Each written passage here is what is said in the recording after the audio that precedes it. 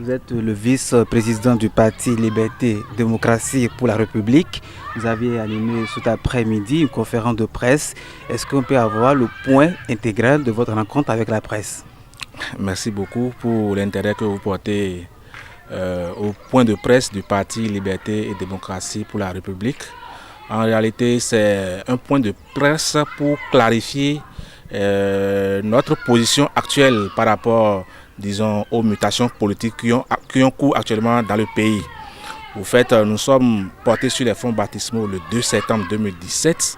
Cela fait exactement 1 an, 27 jours que le parti est créé. Mais les circonstances politiques actuelles du pays veulent que nous allions au regroupement. Alors que lorsque nous nous sommes portés sur les fonds baptismaux, nous avons dit que nous sommes une formation politique centriste, que nous ne sommes ni de l'opposition ni de la mouvance présidentielle. À l'heure du bilan, il fallait faire un choix.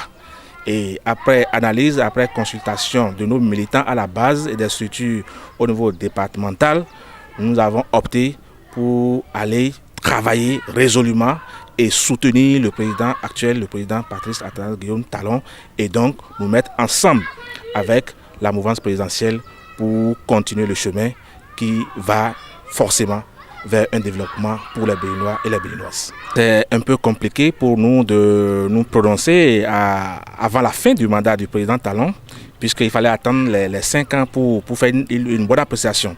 Mais à y voir de près, il faut dire que l'homme est à féliciter parce qu'il est en train d'abattre un travail de fourmi.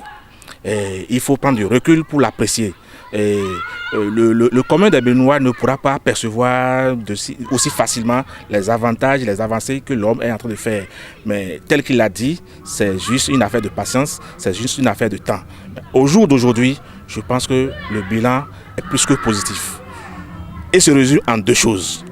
Il faut mettre les Béninois au travail et les amener à gagner leurs revenus honnêtement en respectant le bien public. Depuis quelques semaines, le Bénin dispose d'un code électoral et national politique pour le Bénin. Vous, en tant qu'acteur politique, quelle est la lecture que vous faites de ce document-là? Le code électoral voté par l'Assemblée nationale est l'expression de la volonté affichée du chef de l'État et de la classe politique tout entière à aller vers les grands regroupements, vers des partis véritablement nationaux. En fait, tout l'objectif est là. Et donc, c'est vrai que c'est très difficile.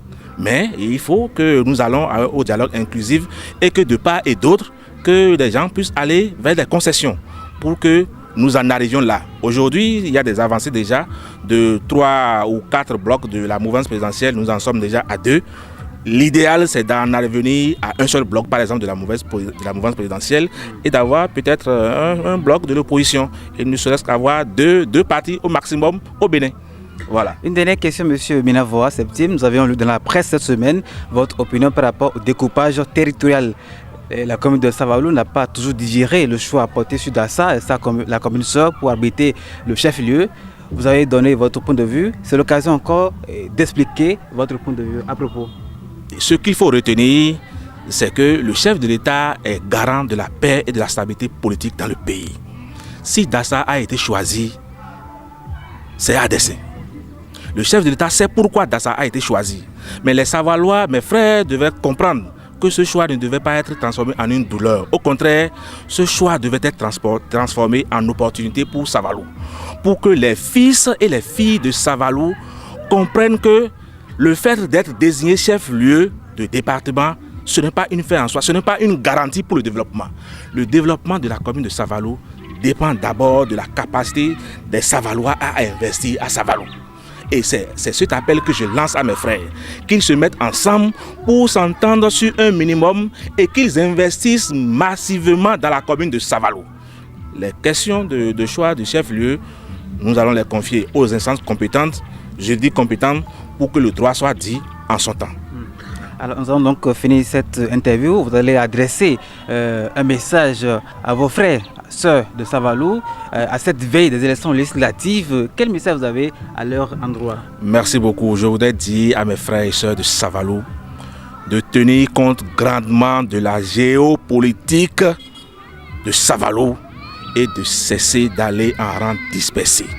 Ils n'ont qu'à tout faire pour se mettre ensemble, aller à un dialogue inclusif tenant compte, j'insiste sur le mot, sur la géopolitique ethnique de la commune de Savalou. Merci.